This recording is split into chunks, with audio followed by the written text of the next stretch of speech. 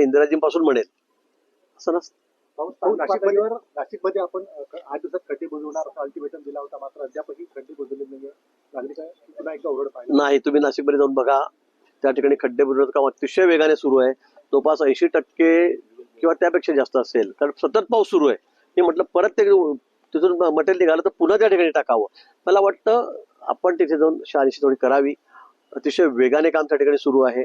नवीन काम सुद्धा आपण जे सिमेंट काँक्रीट रस्ते करतोय ते सुद्धा अतिशय वेगाने झाले. परवाच 3 दिवसापूर्वीच मी त्या ठिकाणी स्वतः सगळ्या साईटवर 5-6 ठिकाणी जाऊन आलेलो आहे आणि खड्डे बुजवण्याचं काम पुन्हा सांगेल की अतिशय वेगाने गांभीर्याने आम्ही त्या ठिकाणी हा विषय घेतलेला आहे. सगळे आमचे अधिकारी, सगळे कर्मचारी हे सगळे त्या ठिकाणी फील्डवर आहेत. बेगलवाडीचे नाशिकचं त्र्यंबकेश्वर जवळचं त्या ठिकाणी विद्यार्थ्यांनी स्वतःच या ठिकाणी व्हिडिओ व्हायरल करून खड्ड्यांची समस्या मांडलेली आहे. आता ते अनेक ठिकाणी होतंय, कोणी झाडं लावतंय, कोणी समस्या मांडतायत, कोणी अनेक ठिकाणी पूर्ण महाराष्ट्रामध्ये ते आहे. पूर्ण महाराष्ट्रात तर देशभरामध्ये सगळे आपण विषय बघतात त्या ठिकाणी होत आहेत. पावसाळा खूप आहे, पाऊस लागून आहे, त्या ठिकाणी खड्डे पडलेले असतील आणि आहेत, पण आता बुजवण्याचं कामही त्या ठिकाणी चाललेलं आहे. आणि हे काही नुसतं नाशिकमध्ये नाही, सगळ्या महाराष्ट्रभर आपण बघतायत. अगदी प्रत्येक ठिकाणचा हा प्रॉब्लेम आहे. अतिवृष्टीमुळे, पाऊस जास्त पडल्यामुळे खड्डे पडलेले आहेत. कोळीवीर येथे 10 वर्षे कोळीवीर येथे 10 वर्षाच्या बालिकेवर अत्याचाराची घटना समोर आली. पुन्हा 60 वर्षाच्या आरोपीला अटक केली. मला आता खरं या विषयावर काय बोलवं ते कळत नाहीये. म्हणजे लोकांची काय विकृती केवढी वाढत चाललेली आहे.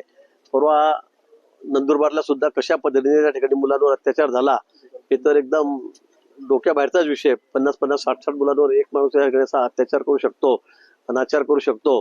आणि आजकाल खरं म्हणजे लोकांमध्ये विकृती वाढत हे आपण बघतात.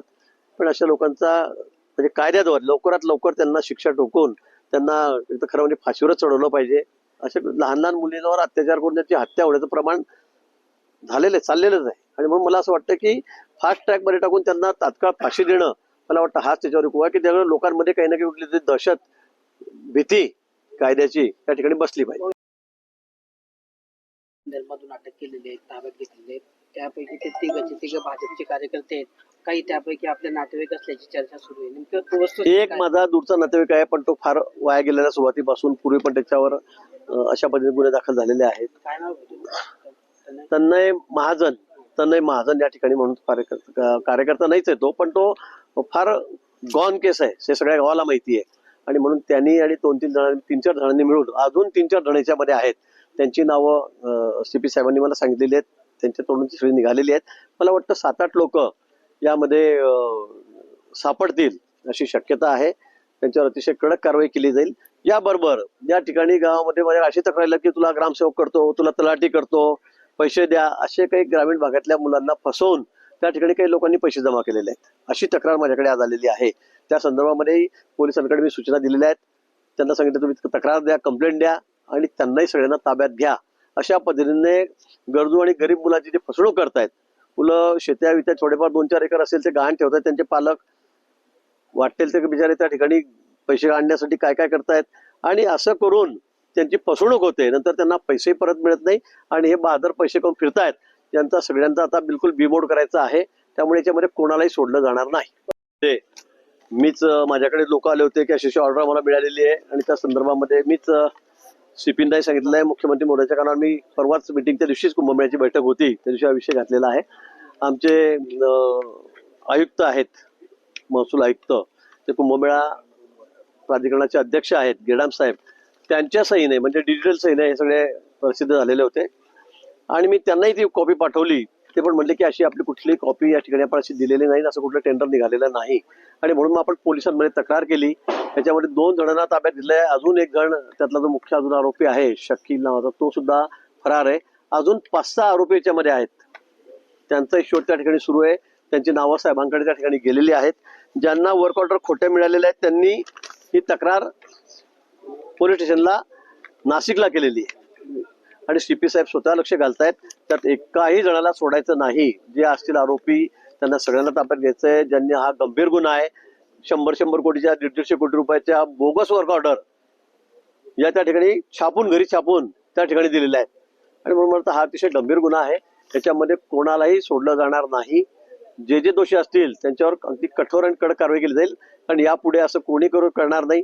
नुसत्या कुंभमेळ्यातच नाही तर इतर ठिकाणी होण्याची शक्यता आहे. वर्क ऑर्डर बोगस घरी छापून घ्यायच्या, लोकांना द्यायच्या, फसवणूक आहे, 420 आहे सगळं म्हणून मला असं वाटतं की या संदर्भामध्ये कडक कारवाई होईल. पोलीस त्याची चौकशी करतायत. महाजन जो आहे तनय महाजन जो आहे भाऊ हाच या सगळ्या कुंभमेळ्याच्या ज्या बनावट टेंडर प्रकरणातला मास्टर माइंड असल्याचं सांगितलं जात आहे. मला वाटतं की याच्यामध्ये अजूनही मोठे आहेत की ज्यांनी मोठी रक्कम घेऊन ठेवली असेल. माझ्याकडे आता पुन्हा बातमी आलेली किंवा माझ्याकडे तक्रार आलेली आहे.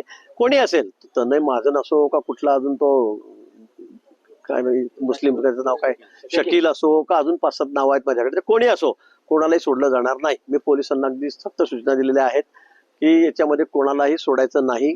अगदी कठोर कारवाई त्यांच्यावर करायची, कुठली कलम त्यात सोडायची नाही. या पुढे असं कोणी दजावणार नाही, कारण हे आता नाही, हे आधी पण झालेलं आहे आणि या लोकांकडून झालेलं आहे. मी पुन्हा सांगतो, त्यामुळे इथे कोणी नातेवाईक आहे, कोण कोणाचं काय आहे अजिबात बघायचं नाही. अतिशय कठोर कारवाई त्यांची करा. त्याच्या तोंडून सगळं उघडवा. कोणी कोणी अजून काय काय केलंय, कोणाकोणाला त्यांनी वर्क ऑर्डर दिलेले आहेत, त्याच्यामध्ये कोणाची हायगाय केली जाणार नाही. आपले नातेवाईक आहे किंवा भाजपचे कार्यकर्ते महाजन नावाचा सांगतात, मी लक्षात घेऊन जर असं कोणी सांगत असेल तर मला वाटतं तुम्ही काय आवाहन करणार? मला वाटतं कुणाला नाही, मी तेच आवाहन करणार आहे की या ठिकाणी कोणी अशा भूलथापांना बळी पडू नका. बिना वर्क ऑर्डरने म्हणजे बिना टेंडर भरता तुम्ही 100-100, 150 कोटी रुपयाचे वर्क ऑर्डर घेतात, म्हणजे आपली चूक आहे.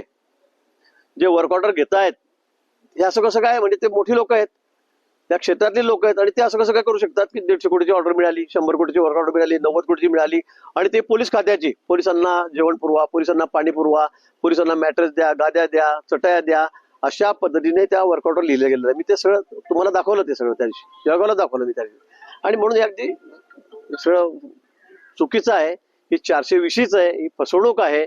आणि म्हणून त्याच्यामध्ये कोणी असलं, मी पुन्हा सांगेल की मी स्वतःच तक्रार केलेली आहे मला कळाल्याबरोबर, आणि जर कोणी असलं तर त्याला सोडलं जाणार नाही. राजकीय प्रश्न आहे. राज ठाकरेंनी आज फडणवीसांची भेट घेतलेली आहे. त्यांच्या या भेटीमागचा राजकीय अर्थ या ठिकाणी काढला जातोय. नाही तर मला काही माहिती नाही. आता मी फक्त सकाळपासून मी इथेच, आपण बघतायत तुम्ही पण इथेच आहात, मी सकाळपासून 2-3 वेळा मी बघितले आपल्या चॅनलवर की बातमी आहे की राजसाहेब त्या ठिकाणी देवेंद्रजीकडे, आमच्या मुख्यमंत्री महोदयांकडे त्या ठिकाणी भेटायला गेलेले आहे. तर त्यांची चर्चा काय झाली काय नाही झाली याबद्दल मला कुठली माहिती नाही. यांना केंद्रीय मंत्रिपद मिळेल अशी चर्चा आता सुरू झाली आहे. आता बघा, आता अमित भाई देशाचे गृहमंत्री आहेत, प्रमुख नेते आहेत. आता खासदार त्यांना भेटायला लागले, सगळे भेटतील. आता सेशन चालू आहे, सगळेच भेटतील. आता इथे अधिवेशन सुरू असलं की मुख्यमंत्र्यांना सगळेच पक्ष, सगळे लोक भेटतात. त्यामुळे आता त्यात आपण आता त्यात कशासाठी भेटले काय असेल, काही कामाने भेटले असतील. कारण ते तुम्हाला माहिती आहे सगळ्या महत्वाच्या केसेसमध्ये ते लढता आहेत उज्ज्वल निकम साहेब. त्यामुळे यापूर्वी वारंवार ते माननीय अमित भाईंना भेटत असतात. घाटकोपरला दुर्घटना घडलेली, हो, 6 लोकांचा मृत्यू झाला. अतिशय दुर्दैवी घटना घाटकोपरला त्या ठिकाणी घडलेली आहे आणि 6 लोक त्या दगावलेत, काही जखमी आहेत. पण अतिशय दुर्दैवी घटना आहे. पण या लोकांना वारंवार नोटीस देऊन सुद्धा, आणि खरं म्हणजे अगदी डोंगराच्या पायथ्याशी, आता मुंबईमध्ये अजून अनेक ठिकाणी अशी परिस्थिती आहे की डोंगराच्या पायथ्याशी लोक त्या ठिकाणी घर करून राहत आहेत आणि नोटिसा देऊन कोणी हलत नाही. हलवायला गेलो तर कोणी त्यातून हलवू देत नाही. ही वस्तुस्थिती आहे. पण शेवटी पाऊस हा 2 दिवसापासून मुंबईमध्ये लागून आहे आणि त्यामुळे तिथे दरड कोसळली आणि ती त्या 3 घरांवर गेली आणि त्याच्यामध्ये 6 जण त्या ठिकाणी दगावलेले आहेत. अतिशय निमुळती गल्ली आहे, त्यामुळे थोडासा अडथळा सुद्धा मदतीसाठी झालेला आहे.